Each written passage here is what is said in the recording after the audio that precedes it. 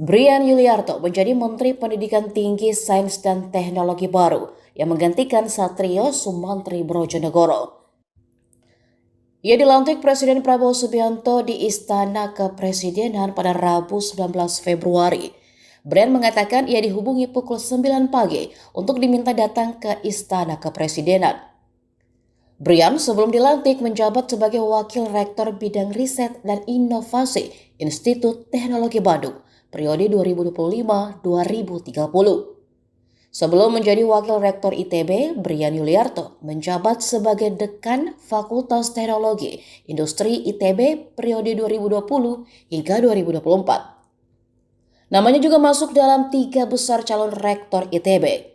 Brian juga merupakan aktivis Muhammadiyah. Ia lahir pada 27 Juli 1975. Tahun ini berumur 55 tahun. Brian dikenal memiliki segudang prestasi. Ia ilmuwan top tanah air dan pernah meraih penghargaan Habibie Prize 2024 bidang rekayasa. Brian juga merupakan guru besar Fakultas Teknologi Industri ITB yang berasal dari kelompok keahlian teknologi nano dan kuantum.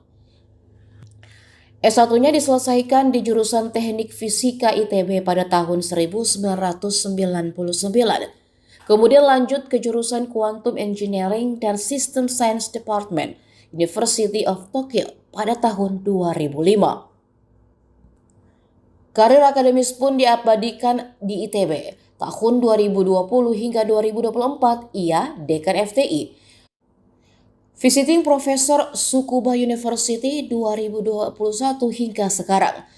Lalu Kepala Research Center on Nanoscience dan Nanoteknologi ITB 2019-2020.